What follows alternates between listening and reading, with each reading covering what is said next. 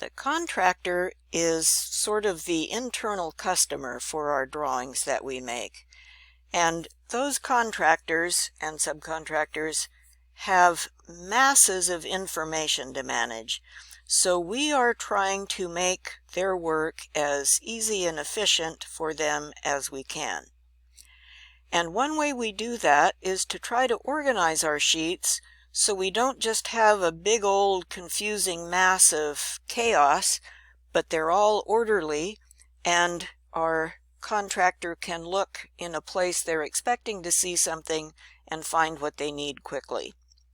To that end, the National CAD Standard says that we divide our sheets into modules. These dashed lines here are no print lines, where they're imaginary lines where we're dividing our big old sheet into squares.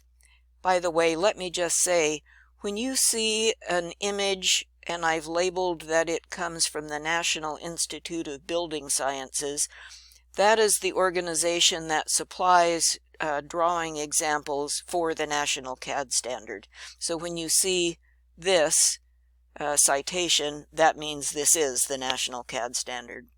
Okay, so in our office, we divide our sheets into these modules.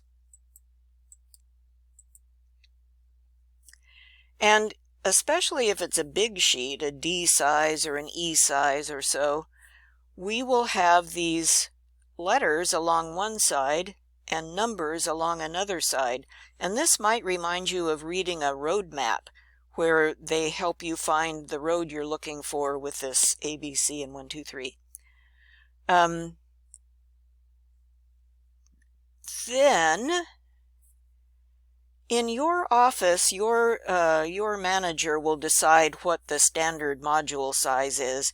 It varies a little bit depending on what it is you're doing. If you work for a civil engineer or a landscape architect, you might have a different size of block than if you work for an electrical contractor or a cabinet maker. So your office will decide what size to make these blocks. Here's a standard size that fits well on D size and E size sheets. And then what your office will do, instead of drawing every detail and so forth anew again and again, you or someone will draw a detail once and you'll save it as a block. You know, blocks in AutoCAD, you save your detail as a block, or even you save your notes as a block. And then when you're making your drawing set, you just go get your block, drop it down wherever it is your office says it's supposed to go, and boom, you're done. If you don't fill up the whole page and you're just using some of the blocks, think about your contractor who's using your drawing to do estimating or bidding. They are going to look at the title block along the right edge, and their eye is going to start down here in the lower right corner. So that is the territory of the drawing where you should put your most commonly accessed information, detail or whatever it is, near the lower right corner. Stuff that is not going to be referred to that often should go over on the left and up in the top, because our contractor won't look there as often.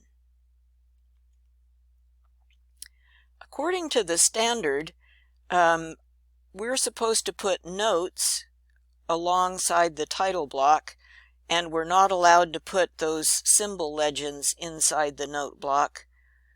I don't know, I think you do see people violate this rule, but this is what we're supposed to do. This is where we put our notes, and we don't put symbol legends in there.